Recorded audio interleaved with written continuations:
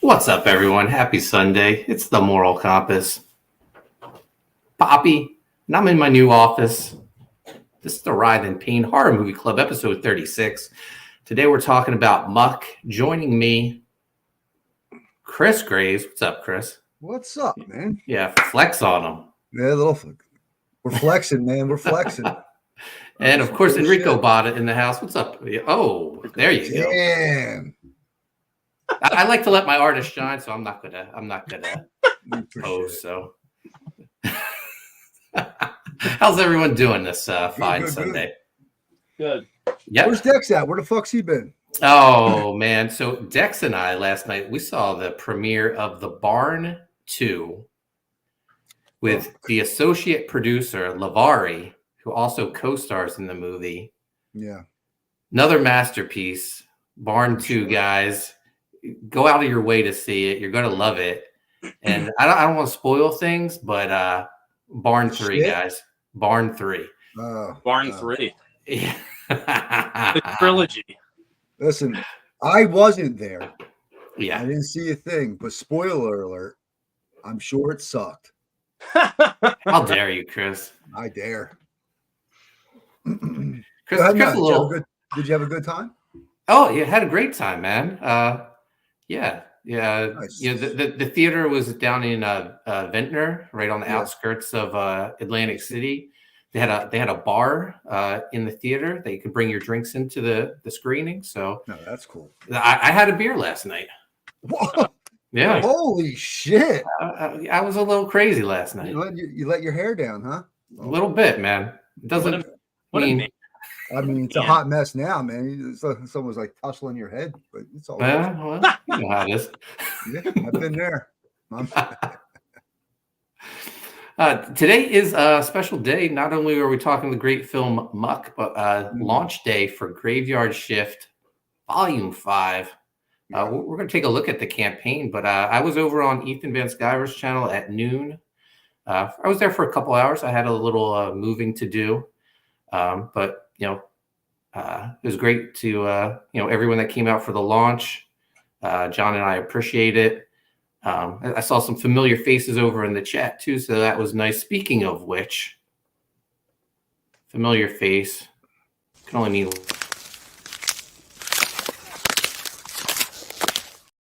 Saw Ice Pick over in the chat, and there he is sharing the links. Graveyard Shift Volume 5 is live now. TMC just pulled an Irish goodbye, so I took off. So the very first time I streamed with Ethan, he said, "Mark, let me tell you how it is. If you have to leave, just leave. Don't say goodbye to people because then you interrupt the conversation." So that's what I did. I sent a private message in the chat and said, "Hey, I have some moving to do. Thank you for having me on," and I dipped out. So I was just following protocol. Some people don't follow protocol. They have to make an announcement that they're leaving. I follow the rules, man. Seems rude. I followed the rules. It seems rude to interrupt. Yes, I agree. I followed the rules and I dipped out. That applies to the guy like he's holding the stream for. Like I could see like the guys that like are there just to hang. Let's be honest, he wasn't holding the stream for me. Yeah, it's true. Come on. Come on. Even the stream was named Malin the Impaler. No mention of me. Come on. I'll tell you what. I broke my chair, I think. There was a couple thousand people watching. Good. I would say maybe 1,900 of them had no idea who I was. Well, the good news is the pay's still the same. Yeah, of course. But I'll tell you who they do know about now, and that's Chris Graves, whose praises were sung from Ethan Van Sciver himself. He announced you're doing a cover for him for Lynx, his upcoming title. Look at you, man. Look at me go. No, it's fun. Nice. I'm excited, and it's awesome. It was pretty cool. So I was telling, we were talking backstage a little bit. I was telling Mark, I was at church when it all went down. So like, and they're talking about like PTP, like all the drama that went with that, and I was like, wait a minute, because I'm getting kind of compared. So I was like, when I went back and rewatched the thing, it was pleasantly surprised, man. It was very cool. And They were just saying you're the replacement baller. Yeah. Well, I see that now, but the chat was like, "No, he's not PTP" and shit like that. So it was funny. I laughed, and I'll tell you, Ethan was like, let's see how this. He's kind of new. Let's see how it works out. He seems like a good guy, and you know who came to my defense? Wasn't me. John Malin. It wasn't Mark. Mark was quiet as shit. Didn't say nothing. We're supposed to be buddies. Should have been like, yeah, that's my guy. No, John Malin's like, hey, let me tell you something. I talked to that dude a few times, and he seems like a really, really good dude. So thank you, John Malin. And I'm looking forward to reading John Malin's Graveyard Shift. Yeah, of course you are. Yeah, John described you as a good-looking white guy on steroids. Hey, that's fucking right. I'll put that in my bio. Look, no, I mean, I thought it was, that was cool, man. Pretty much, you're welcome, Chris. I brought these people, to your artwork. 2024 writer. Oh boy. Amanda B says, "Did you even wave, say goodbye in the chat? I thought TMC was a man of the people." I don't like to socialize, Amanda B. I don't know whatever gave you that impression, but yeah, I follow protocol. I'm a rule follower. That's what I am. Did they trash talk me after I left? Because I was just following protocol. Yeah, it was terrible, dude. They were kind of going in on you. At least they were talking about me.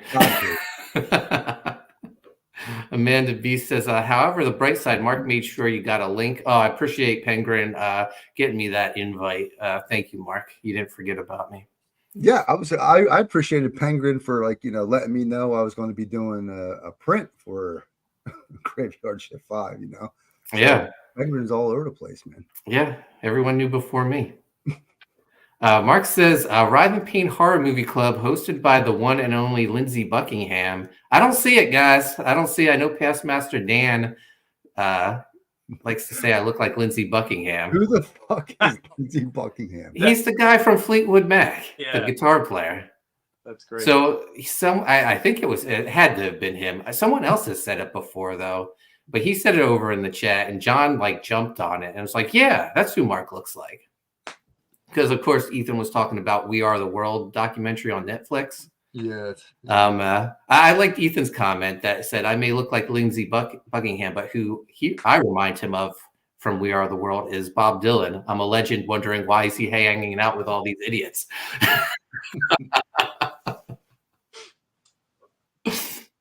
Oh, nice. Yeah.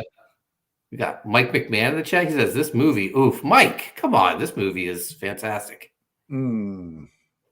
Nicholas Gear in the house. Never fear, the hero is here.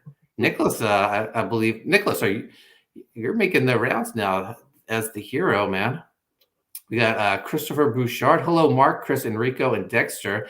And hail chat. Can't wait to get my Writhe Payne book in hand soon. It's packaged. It's going to go out Tuesday, Chris. So be on the lookout. Nicholas Gear saying his hellos to Ice Pick. We got Missy Duran in the chat. She was right over there, but she left when the stream started. I think we're all caught up. No, hello. Genuine Comics in the house. Hello, all you sexy people. Damn right. Toe Jam 30. What's up, Toe Jam?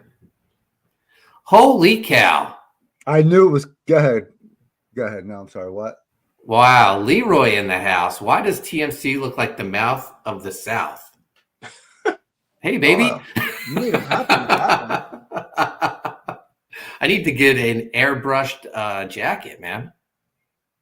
Maybe he's referring to this windbreaker that's all graffitied up. Mm-hmm. Yeah. Leroy. Leroy. I thought you were dead, man. It's great to see you. Jesus Christ. You didn't hear? You don't know. Morbid motherfucker. Yeah, no. The CG Hitman got him. You don't know about this, Chris, because you're new around here. New around here. So I heard. Yeah.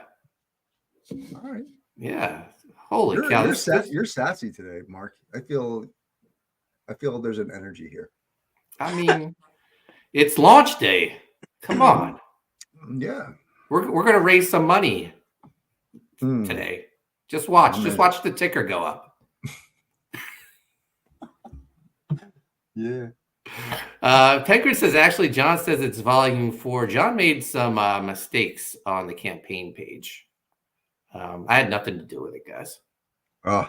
Usually the campaign page is shared with me. It's it was quite exciting to watch the launch because everything being offered was new to me because I hadn't seen the campaign page until noon. Oh, really? Everything felt fresh. Nice. Yeah. So those mistakes, not on me. Yeah, but it had to feel pretty good because normally you say like you're like biting your nails. Oh yeah, no. In case it takes a shit, and now here it had nothing to do with you. Nice. Yeah, no. Yeah, it's nice to just sit back and let someone else be in charge. So yeah, very nice. ToeJam30 says Mark has bedhead. I styled this. I need a haircut. It's a little out of control. It was an hour in the mirror. Guys. That's styled? Yeah. Come on, look at man. that. I thought, You thought I got a little. Hold your ears, Missy. I thought it was like post-coitus head. Like all tussled and disheveled. That's how she likes my hair to look. That's right. Nicholas Gear says that's a long fall from Tin Soldier, but congrats on the Lynx cover, Chris. Yeah, thank you. I appreciate it. That's still one of my favorite covers is the Tin Soldier. Mark Penguin, I was wrong. I would have guessed anything. The mystery cover would have been for Super Dead 2. Yeah, we'll get there. Nicholas Gear says Writhe Payne 2 by John Malin and Chris Graves coming soon. Imagine that, man. That thing would blow up. Oh my God. I'm just not even needed around here. We'll get John to write it with his dark fucking twisted mind. Yeah. We'll have you script it. Oh, thank you. Thank you for including me. I appreciate it. The Genuine Comics, just don't talk with people is a protocol Mark is happy to follow. Yeah. Very, very antisocial. ToeJam30, they pick her like an old married couple, TMC and Graves. Yeah. So what's wrong with that? Yeah. We've got a great relationship here. Yeah. We got What Geeks Do Network. Hey everyone. What's up? Up geeks. Oh, I believe this is one of the people I saw the Barn 2 with last night. Great movie. Excellent. Missy Duran, I also did an Irish goodbye in my house. Yeah, she just got up and left the office when we started streaming. Amanda B says no. What is she referring to? Us being a married couple? Me and you, Graves? Yeah. I'm the guy, though. All right. Well, I'm the pretty one. That's fine. Yeah, that's fine. Yeah. All right. Graveyard Shift 5 just launched about 5 hours ago. Let's take a look at the campaign, guys. What are you laughing at, Chris? Just the day, man. Just the day. Go ahead. All right. Graveyard Shift Volume 5 from the artist of Jawbreakers and writer of Hawkman comes Volume 4 of Graveyard Shift. Oh. All right. Wherever it says 4, it's 5, unless it's a reprint of 4. Listen, the title says 5. Yeah, come on. Yeah, we can figure it out, guys. Let's watch this killer trailer that I had a hand. Directed by John Malin. Yeah. Starring. Edited by Mark Poulton, though. Well, partially edited. All these clips you see at a rapid pace. This was done by yours truly. Oh, and you know I love to make videos, Chris. Yeah, you do. You do a great job. I had no idea that was Sontag. Yeah. Sontag needs to make a We Are the World for CG. Awesome. We can all hold hands or something. I don't know.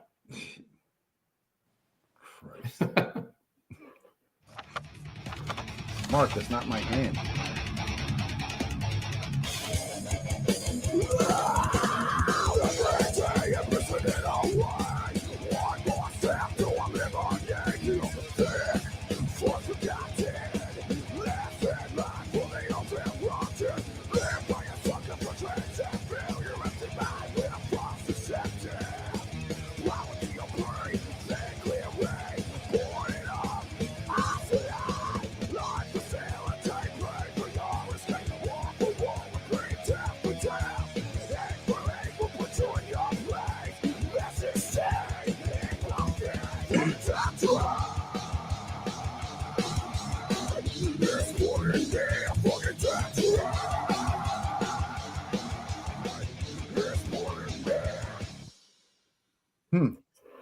Now, is that like an old like an older song from Sontag, or did he do that specifically for this trailer? That's an older song from his band, My Enemies Fall. So Okay. yeah, and he Joe did the vocals for my Viking Wolf trailer a couple years ago. Yeah, I wasn't around for that, man. I was when I found out that was him. Yeah, awesome. Yeah, so when I was doing Viking Wolf, I just had this vision of someone screaming Viking Wolf at the end. And I was like, oh, who better than Joe Sontag? So I asked him, and he did it, and he killed it. He made it more musical. Oh, speaking of Joe Sontag, hey, look who it is. Happy belated birthday, my friend. Oh, yeah, happy belated birthday, Joe.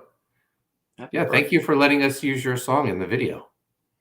But yeah, I made all those compilations. So that was a compilation of Graveyard Shift 1, 2, 3, Omega Storm, and then 5.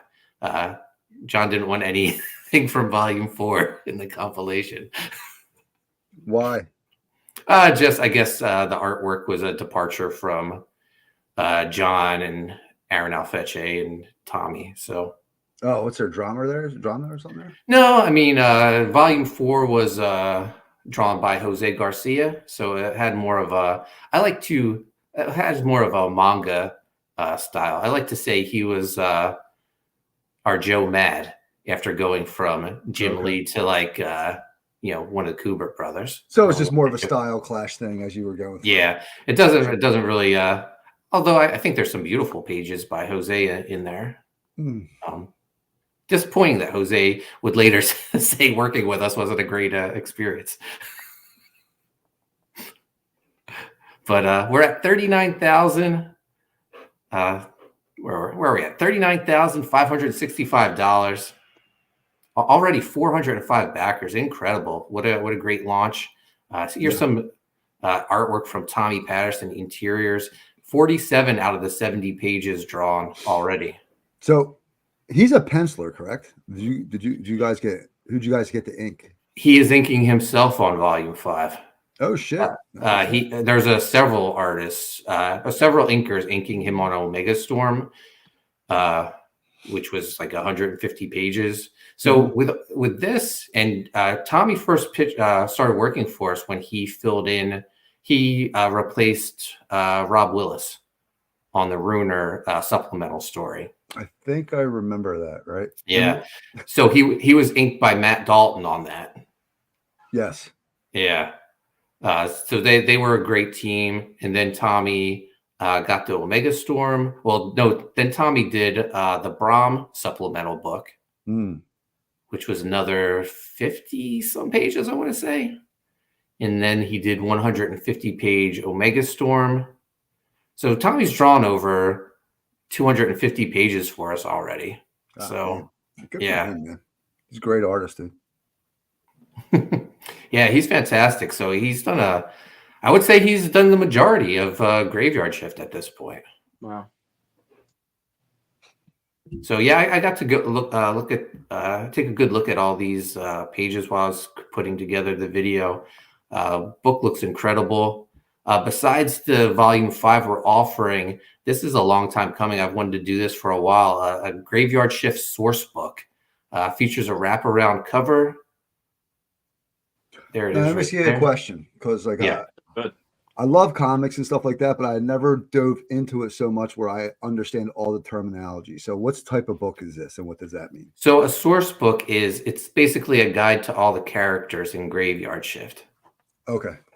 This is going to be a 40-page book. It's going to have profiles on 20 of the characters. It's going to feature the trading card artwork. We had Oliver. I'm going to butcher his last name. I want to say it is Isabella do the artwork for the trading cards. All of them. He's done at least over 40 of them for us. So it'll feature his artwork, both color and black and white, and then it'll have the statistics that were on the back of the trading card, which included like power rankings and stuff like that, and their biography. But we're going to expand it more for this source book. So I'm currently writing that right now. So it's I don't know if you want to dive deeper into something you love, like back in the day with Youngblood and Wildcats, they put out like source books. Okay. You could read all about the characters. No, it sounds cool, man. That's awesome. Many new characters being introduced into Graveyard Shift. I think this is a cool thing to have. Yeah, it's always fun. I like those books, source books. I can't remember where we're at. So, like, is there going to be like a package that you're offering where you get everything, or is it just pretty much you're going to have to add on as you go? Yeah. So with Graveyard Shift, with any campaign run by John, no add-ons. Oh, okay. So the blood bank, the blood bag, my bad, which is our featured tier. That's probably going to be the one you're going to want. But we'll go through everything. Here's an example of Oliver's artwork. These are some of the characters that have recently been introduced. And then we got, for the first time ever, a collected edition of Graveyard Shift supplemental. It's the first 3 supplemental books collected, 180 pages, features stories by me, John, Phil Diaz, among others. You did writing for this book? For a supplemental book? Yeah. The very first supplemental book, I wrote a story. Usually we bring on new talent to work on the supplemental books, but the first one is when we had our talent search. Oh yeah, that's right. And we had we had Von Klaus and Cal. Yeah. Mm-hmm. Cal went as the writers, and then for the artists it was Render Contender, and man, it was someone else whose name is escaping me. But originally for Graveyard Shift 1, we ended up doing a little Graveyard Shift ash can, but that was with Nerd Wonder as the artist. That wasn't originally supposed to be what the supplemental book was. It was supposed to be an ash can by me and Mike McMahon, but Mike was in the middle of a move, so he couldn't do it. Oh. So instead, when the first supplemental book came around, we gave Mike a story that I wrote, which is the first appearance of Graveyard Shift 3000, which is all the 80s horror characters as villains. So that's where Killer 99 makes his first appearance. And Lady Shoggoth as well. So that's part of this. So Mike's in here. Tommy Patterson and Phil Diaz did a great Brahm story. Joe Ball did a great Nightwalker story. So yeah. So the source book and Volume 5 is available in our featured tier, the Blood Bag. $75, and one of those books is 180 pages. So pretty good deal. Yeah. Oh yeah, man. And then here's some of the artwork from the supplemental stories. We got that Runer story drawn by Rob Willis and Tommy Patterson. This is the Brahm story drawn by Tommy. So first stretch goal unlocks at $80,000, and that's when all backers will receive a Killer 99 and Lady Shoggoth print by Chris Graves. Fucking A, man. Yeah. So awesome. Let's get there. We're halfway there. You know what? Let's do a refresh. Let's see. See what we got them. Yeah. Let's see. All our hyping has done. There we did it, guys. 40,000. Nice. Hey. That's that Poulton Pop for you. When we promote books here on the Writhe Payne Horror Movie Club, they just Poulton Pop. Yeah, Poulton Pop. So, guys, if you haven't backed Graveyard Shift Volume 5, please consider it. It's going to be another great book, and it's more than halfway done. So we'll be fulfilling sooner than later. Let's check in on the chat. Let's see. Oh, Amanda was screaming no because no Malin writing. So John explained this on Ethan's stream. John and I go over the story, and then I write it, and then John does a once over because John, for all intents and purposes, is the editor in chief on Graveyard Shift. So I'm considered the writer, but we both get story credit. Although Amanda B says maybe he'll redeem himself with Godlike, but I can't with Graveyard Shift. Ouch. Amanda B with the hot takes. No, it's not her bag. No, I mean, so I like that violent Omega Storm. shit, you know? Omega Storm was pretty dark, but I'm back, so you'll have jetpacks and fun. Mark Penguin says Sontag was in a band. Yep.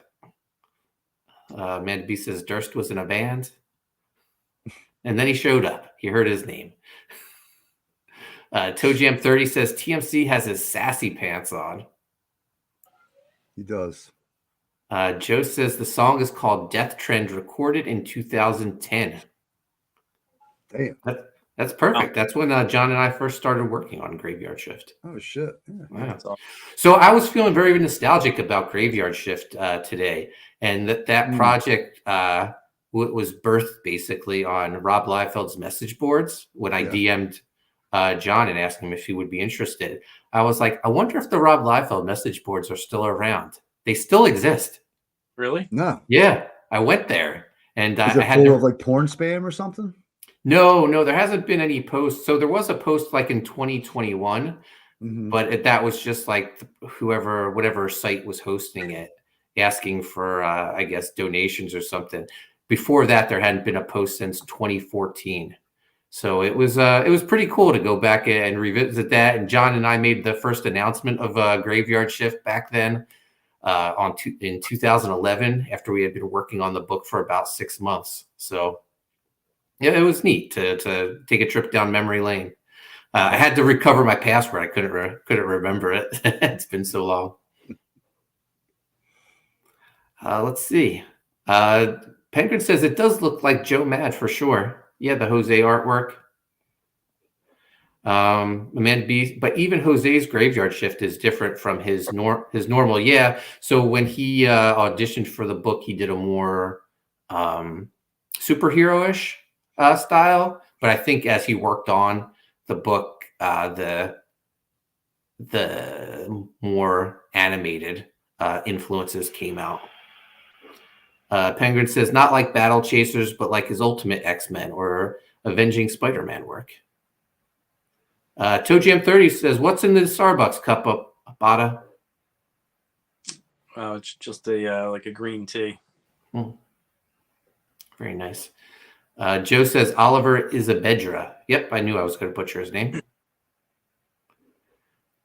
Penguin says Graveyard Shift Supplemental Volume 1 has the first published appearances of Shinobi Sasquatch and Brutus the Badass. Truly a piece of CG history. Yeah. Written by me. That's my story where they first appeared in. So do I get co-creator credit? I would reach out. Hit up Rob Willis for some pages so do you want half the headache? No, thank you. Okay. Yeah. So maybe not inquire then. Yeah, no. I was joking anyway. What Geeks Do Network looks great. Thank you. So yeah, Graveyard Shift 5 live now, guys. We'll check in on Graveyard Shift. We'll see how much money we've raised as this stream goes on. Also, I want to thank people who, while I was streaming over on Ethan's channel, who backed US Assassin 4. I really appreciate it. I'll drop the link in the chat, guys.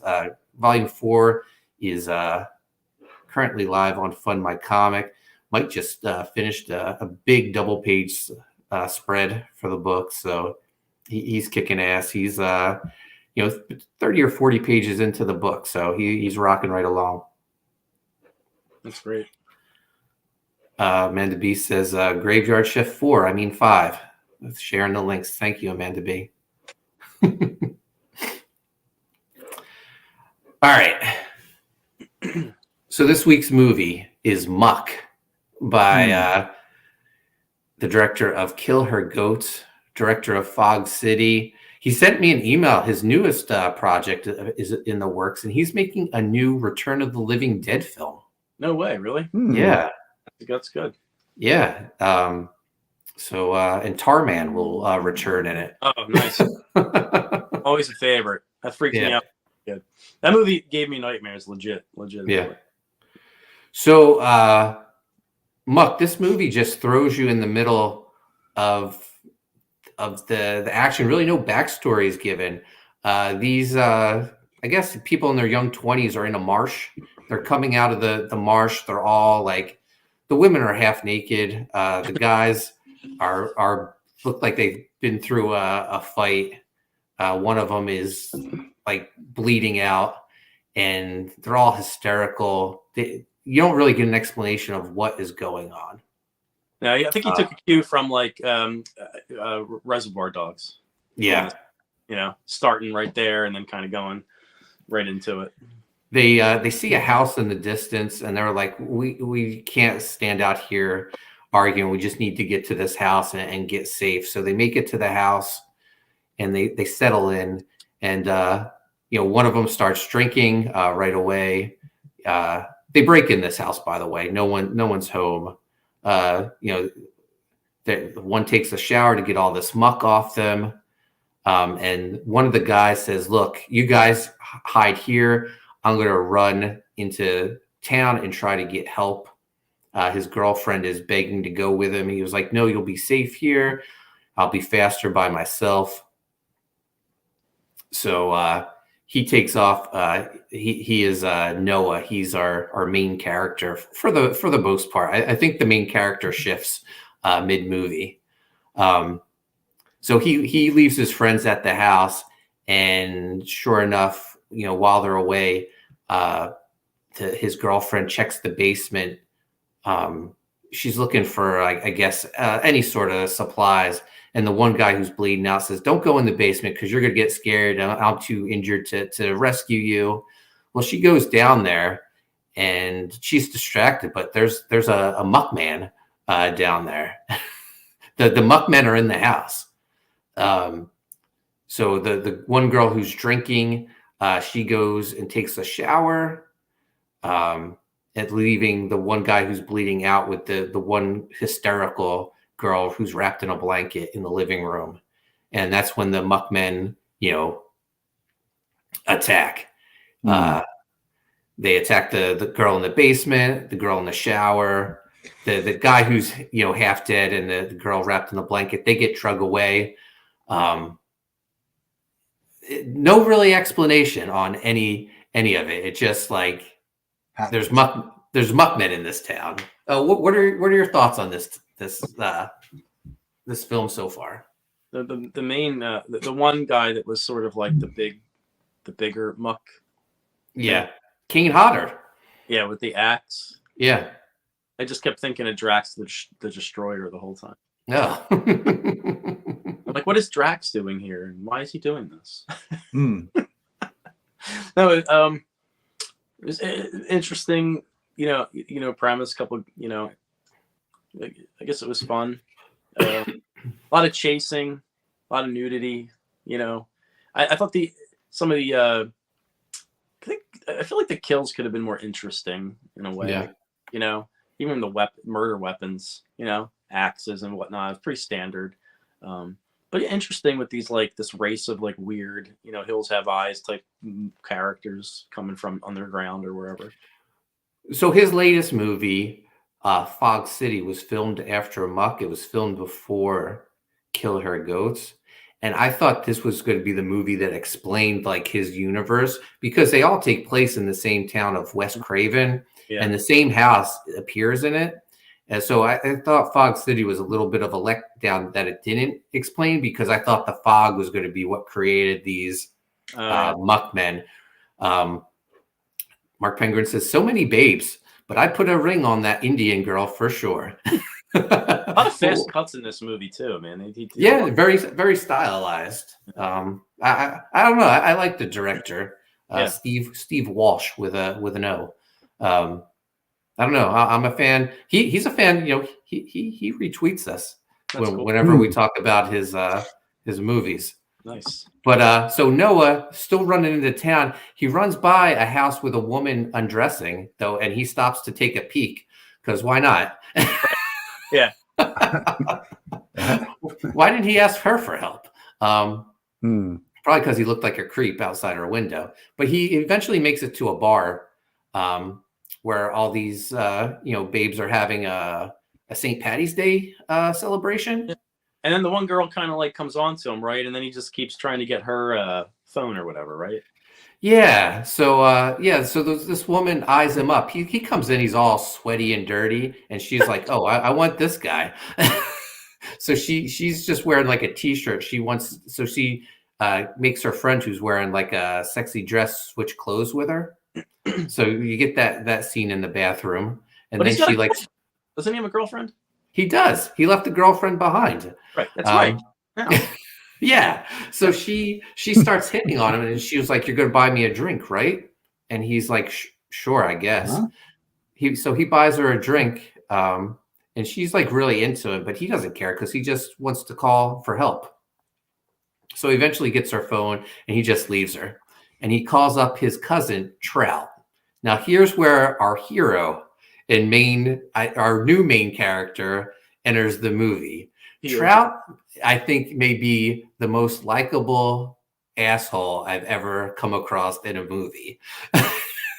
That's cool. He has an Indian best friend who Penguin has already mentioned is a babe who I think is kind of into him, and he is like a complete jerk to her, borderline racist to her. And she likes it, I think. So he's hitting on this girl in front of his female friend, who clearly, I think, has feelings for him. And he gets the call from Noah. Noah's like begging for help, and Trout's not even paying attention because he's having this conversation with his two lady friends. Finally, he's like, "Oh, what's up? What do you need?" And Noah's like, "Hey, I'm in a lot of trouble. Can you come pick me up?" And Trout's like, "Sure." And I think Noah says, "Do you have room for 7 people in your car?" And he was like, "You know what? Cut the dead weight and we'll make it work." So he gets another drink for the road, already drunk. And he goes out to his car, which is an old beat up cab. He takes his Indian lady friend and the girl that he's, romancing, and they head to West Craven to rescue Noah and his friends. So Penguin says the woman hitting on Noah at the bar had a husband. So, yeah. Well, I think he was maybe just feigning interest for that phone, right? Yeah, I believe so. So now we're following. So I don't know. I thought so. Here's a mistake. So Noah, his cousin Trout is on the way. Instead of like waiting at the bar, he runs back to the house. Like I would have just said, like, he doesn't even know where I think where the house is located. So I don't understand why he didn't stay at the bar for Trout to come get him. And maybe get some police officers. I don't know. So maybe there's a little bit of some holes in the logic here. Anyway, Trout and his two lady friends head to town, and they're entering West Craven. And in the distance, they see all these Muck men standing in the street, and they're like, "What the hell? What's going on here?" And I think the woman he's trying to romance says, "Just run him over." And the Indian friend is like, "Just like turn around and leave." And he was like, his car stalls. So the Muck men start coming towards the car. They start bashing in the windshield. They start dragging the women out of the car. He starts fighting off the Muck men. And somehow the car gets flipped over onto the girl that he's trying to romance, and she gets killed. I'm still trying to figure out how the card got flipped. I'm not sure. Maybe Penguin saw it, but I didn't. So I don't know. So Trout, he kills some muckmen, chases the others off, and him and his lady friend are left. And they just start wandering around this town, this like almost like a ghost town. And they just so happen to run into Noah, who previously arrives back at the house just as his girlfriend is thrown out the front window and she is dead. The Muckmen had their way with her and then just disposed of her body. Yeah, they had her chained up in the basement, tearing her clothes off. I assume they maybe she was hot, like sweaty, and they were just helping her out. Possibly. So Trout shows up. Noah's girlfriend is dead on the ground. He pulls like a tarp off her to wipe like the muck off him, and he's like, "Yo, that's my girlfriend." And it was like, "She don't need to be covered up. She's dead." He's like so I don't know, like disrespectful, and I don't know, but in a charming way. I don't know. Disassociated.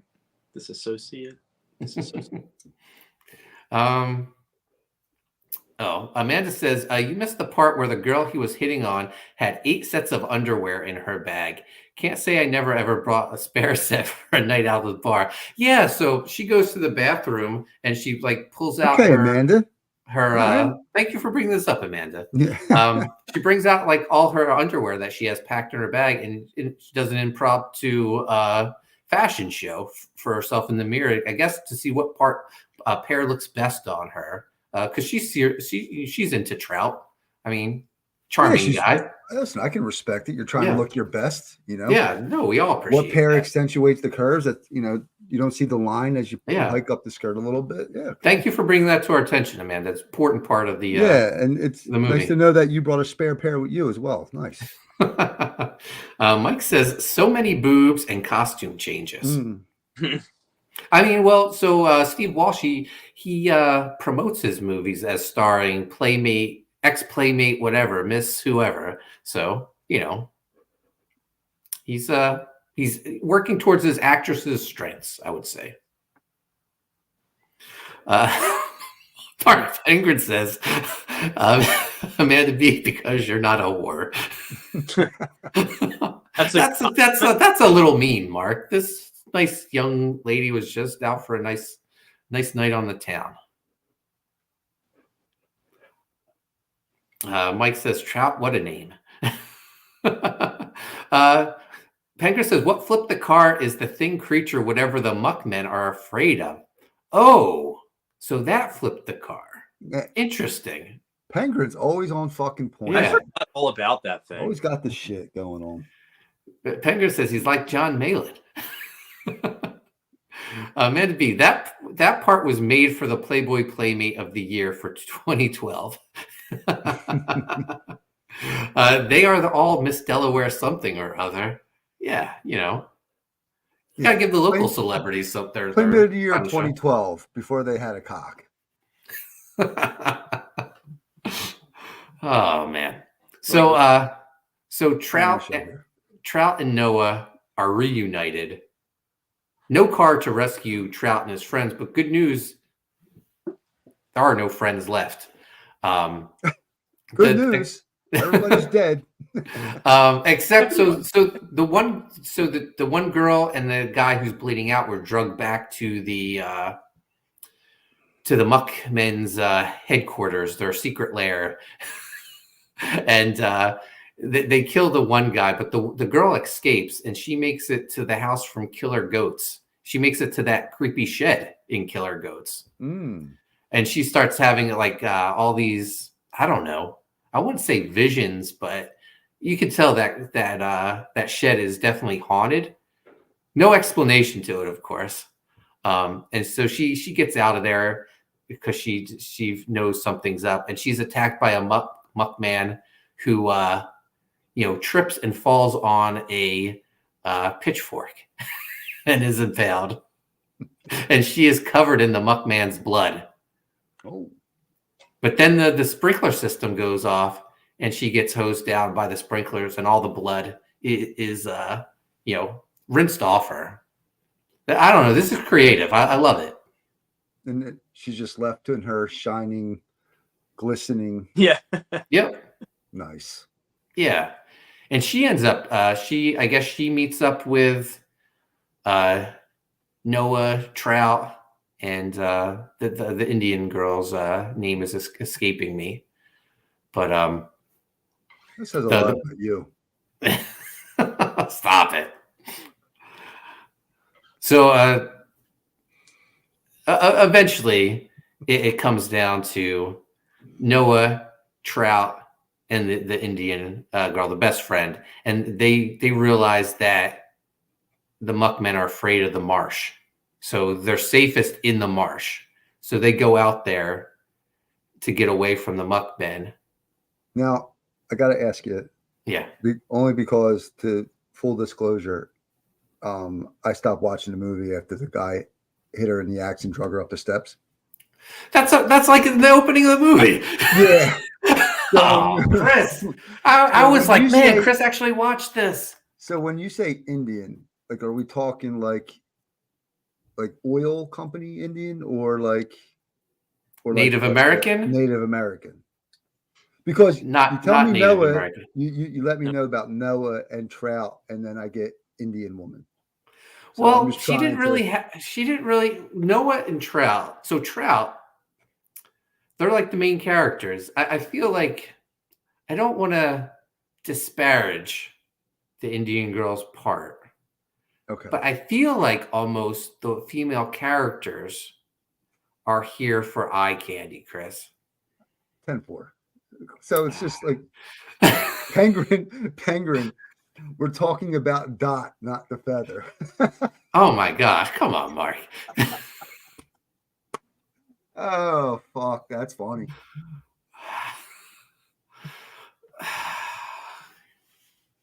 So where's this show going? So they're in the marsh. I can't pronounce the last name. Oil Mike company D? Indian. Oil. What oil. the fuck? Yeah. Sorry, man. You've been hanging around with the wrong people, Chris. I was trying to find a nice way of describing it for Mark. Well, continue. So anyway, yeah. So there's Noah and the Indian woman are the best friend. Let's call her the best friend.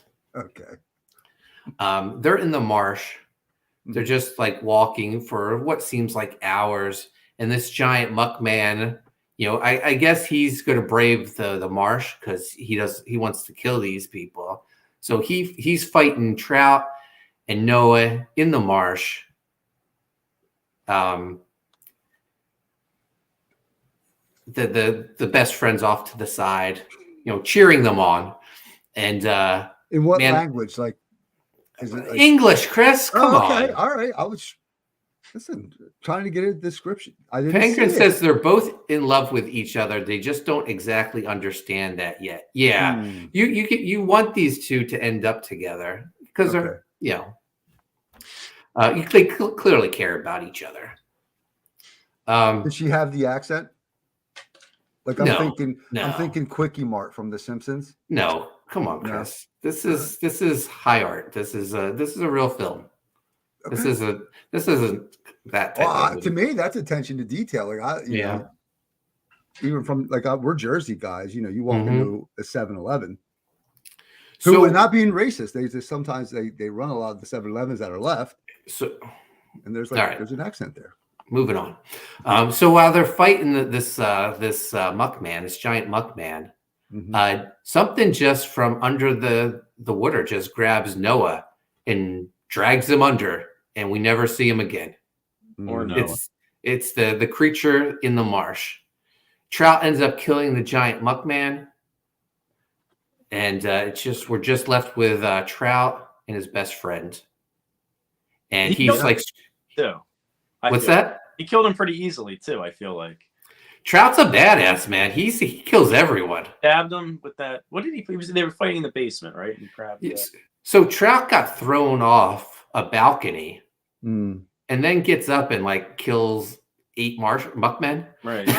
And he found the big guy. What did he kill him with, though? Was it like shears or something? What did he kill him with? I couldn't. Couldn't quite dark. That seemed as though I couldn't quite make out what he stabbed him with.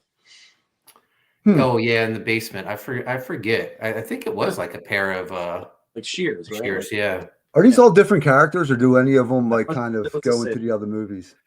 The Muckmen, or the people getting killed. The people.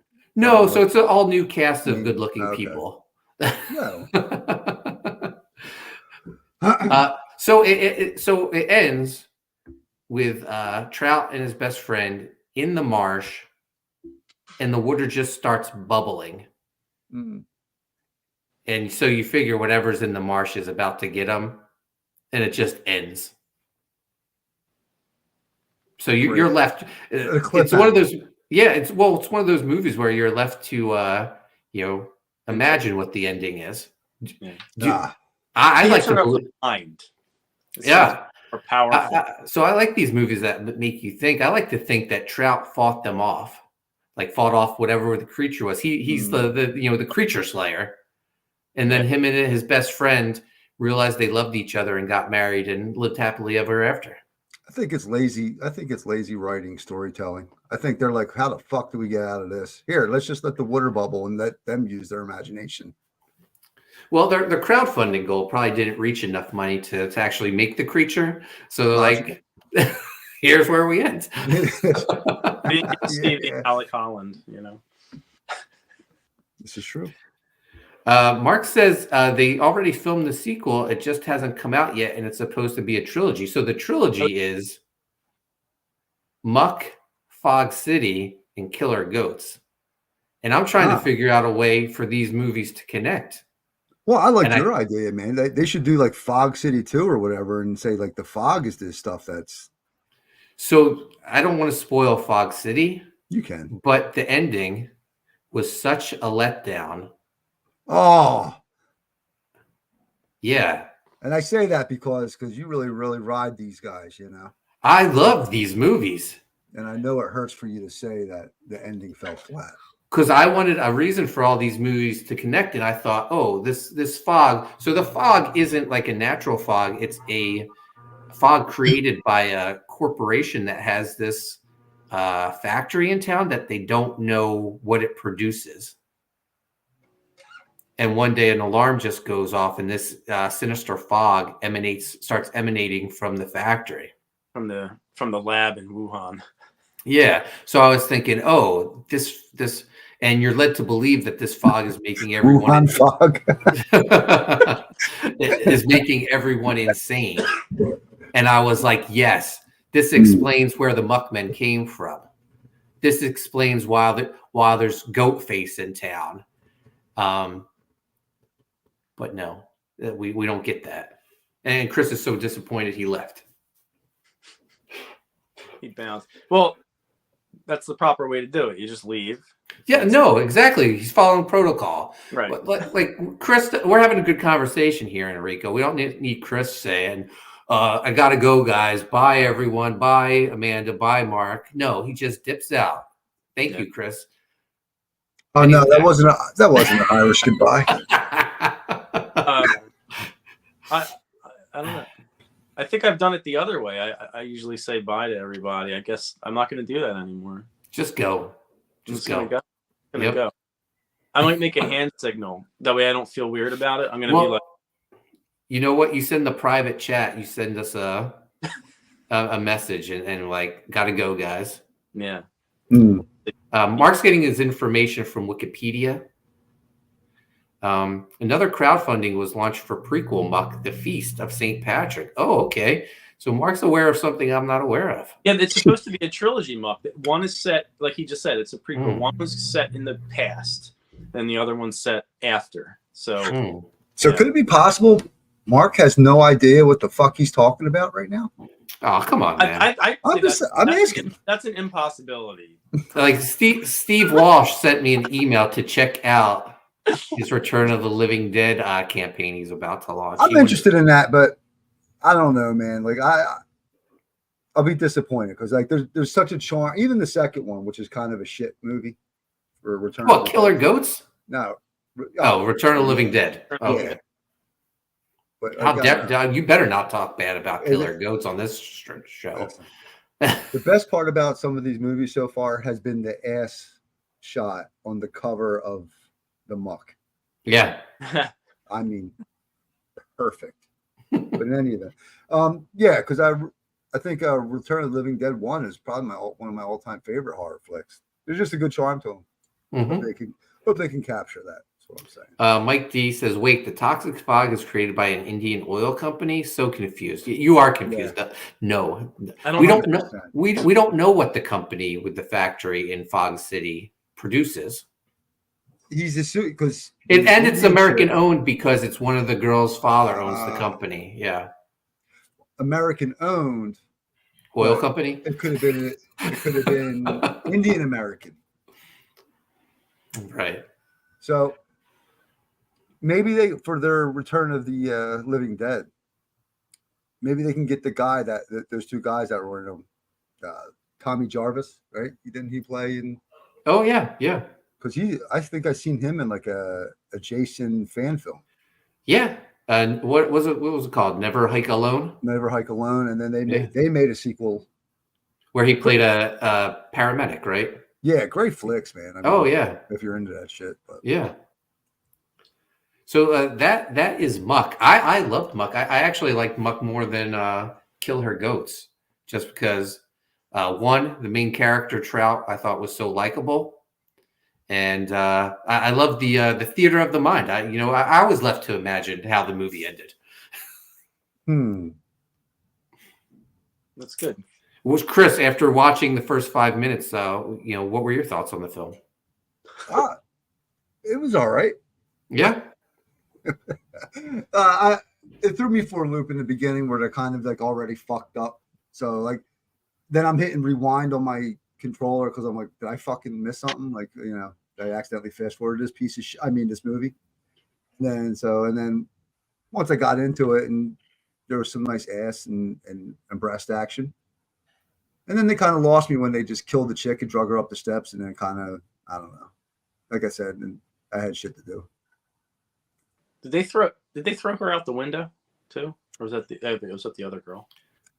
It was the girlfriend, I believe, that got thrown out the window. Oh, okay. So Noah's right. The other one just got dragged up the steps. Yeah, I remember.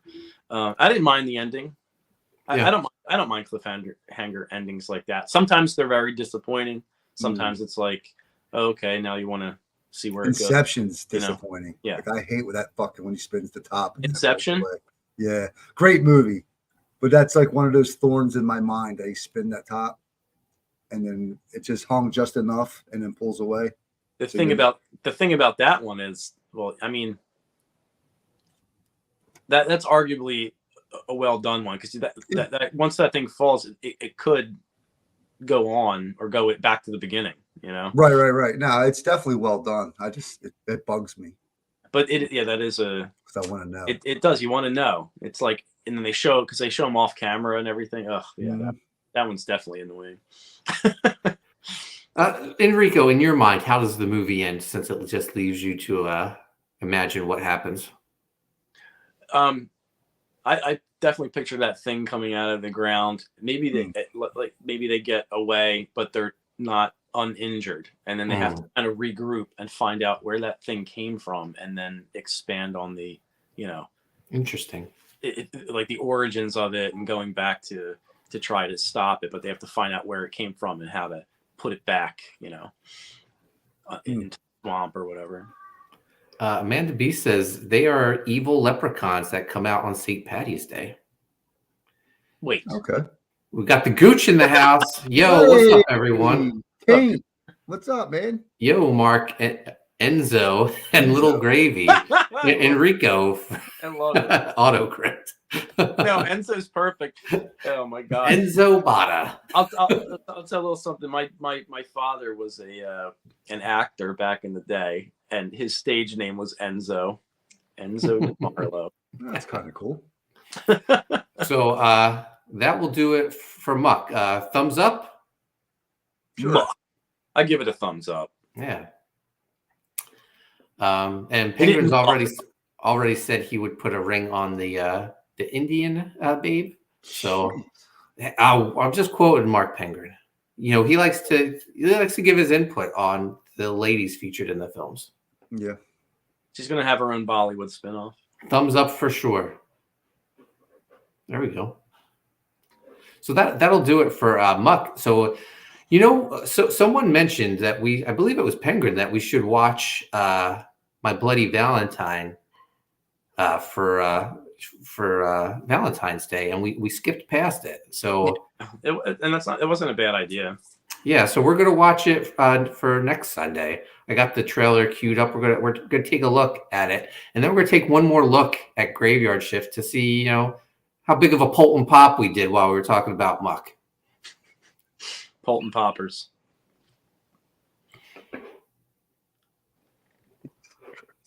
My Bloody Valentine. This is the 2009 edition, starring Jensen Ackles from Supernatural. It is not a review of the shoegazer album Loveless by MBV.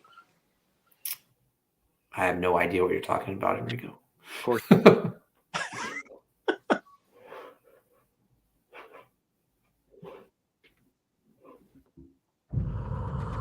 Only one of the greatest albums ever made. Exactly what did you see? Something was following us.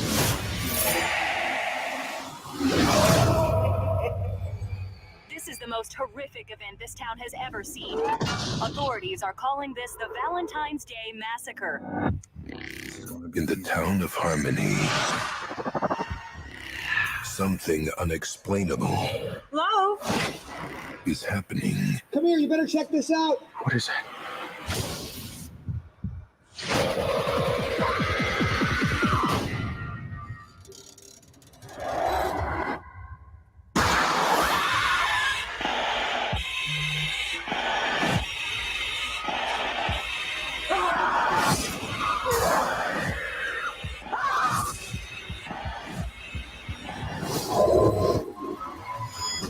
My Bloody Valentine 3D. Look for it on Blu-ray and 2-disc special edition DVD. Or just go to Tubi and watch it for free. I'm going to watch it in 3D. So the DVD did come with 3D glasses. It's great. Yeah. That's going to be a good one. So someone in the town that I work, every Halloween, they do a big, scene in their yard for Halloween, and they always include the miner, a life-size miner from My Bloody Valentine. I think it's awesome. Costume on a mannequin or something. Yeah. Cool. Let's check in with the chat, and then we'll check in on Graveyard Shift. Amanda B, a lot of boobs. There should have been more male chests, but thumbs up for story, except the drop-in without backstory. Speaking of boobs, the one scene was great where Drax, kills the girl with the axe. The scene you saw, Chris, with pulls her up the stairs. She has blood splattered everywhere, all over her, except right on her nipple. Listen. It's great. Well shot. Yeah, well placed blood. Mm-hmm. Mark Penger says it wasn't me. I can't take credit for My Bloody Valentine. All right, so someone in the chat recommended it. Was it the Don? The Don's been tagging us in some shit. Yeah, I'm not sure if it was the Don. Mike McMahon, is Feast on Tubi? That's an effed up movie. We'll have to look into it. Mark says, Enrico, the only shoegazing band I know is Asabi Sexu. Yeah, they're good. Man, I love shoegaze music, but what the fuck is shoegaze music? My Bloody Valentine, Ride. You gotta do Ride, man. Ride is a good band. Shoegaze music is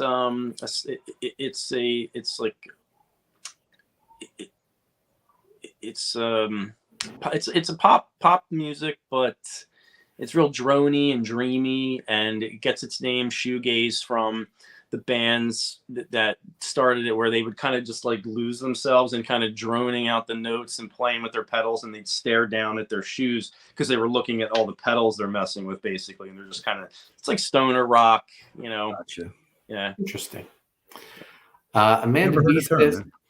what year was this one? I know I've seen one. 2009. It's the remake. It's not the original. Yeah, it's a good movie. Amanda B, that doesn't look familiar though, but I thought it was in the last couple of decades. 2009, 15 years ago. Wow. Mike D, we need a boob ass meter score on these reviews. That's good. Like We were letting 4.5 titties out, or something, and quality. I'm thinking now like blood to boobs ratio or something. Amanda B says, I think that was the year I watched. Mike McMahon says it's emo music. It's not so much emo. Emo's more, I find there's elements of it in emo, like My Chemical Romance kind of stuff. I would say kind of stuff like that. There's elements in there, but it's not exactly. All right, guys. Graveyard Shift Volume 5 live now on Indiegogo from the team of me, John Malin, Tommy Patterson. Let's refresh it. See where we're at. Currently, we're at $40,565. 415 backers. Here we go. $41,825. Guys, we did it again. Pat on the back for all of us. Yeah. We're just out here promoting indie books, guys. The Poulton pump. I was saying pop, but pump works okay, still. Yeah. Pump up the Poulton. Pump those numbers. So thank you everyone for making Graveyard Shift 5 a huge success. It's our 9th book when you include all the supplemental books. So 9 books over 7 years. Not bad, man. No. Amanda B says we all need to hold up scorecards, reveal them at the same time, like diving. Yeah. Jolly Green in the house. What's up, Jolly Green? We're just wrapping this edition of the Writhe Payne Horror Movie Club up. If you didn't watch Muck, go watch it on Tubi. You're in for a treat. Chris, come on, Chris. Don't be as Sean Arrett would say, who's in Chicago right now, killing it. Did he say how that went? He was the talk of the convention. He said everyone wanted to meet the comic book guy. His little not little, because I believe he had 100 kids for his drawing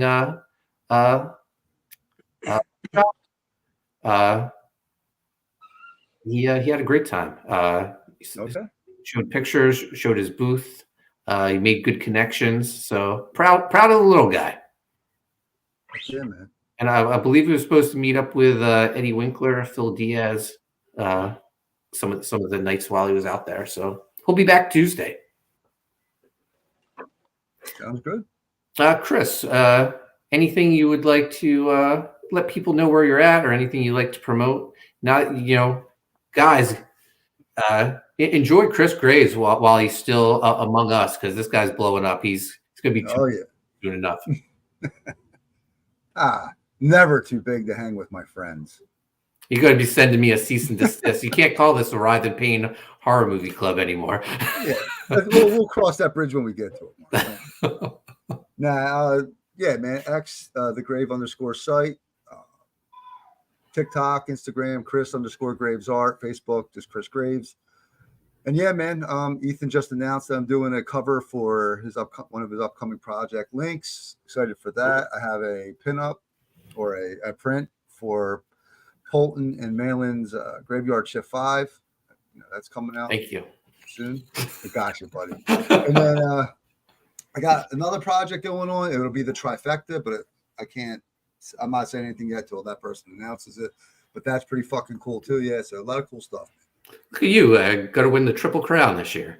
Oh, hell yeah, man. And then, me and you got to sit and talk about some Writhe Payne news. And currently on Writhe Payne fulfillment, we're over 50% fulfilled. Missy and I just boxed up like 50 some books before the stream. So they're going out, guys. Getting them out. Helping getting them out, man. Enrico, where can people find you at? Enrico Botta on Instagram, Enrico Botta on X. That's it. Amanda Beast says, good thing you taught him his Twitter link and trained him TMC. Can you imagine him trying to do that now? I mean, I don't want to take responsibility for all of Chris's success, but He'll try. It is what it is. Guys, you can find me on X and Instagram at Koni Waves. Graveyard Shift 5 now on Indiegogo. US Assassin 4 on Fund My Comic. Thanks to everyone who backed US Assassin during the Graveyard Shift launch. I appreciate you guys so much.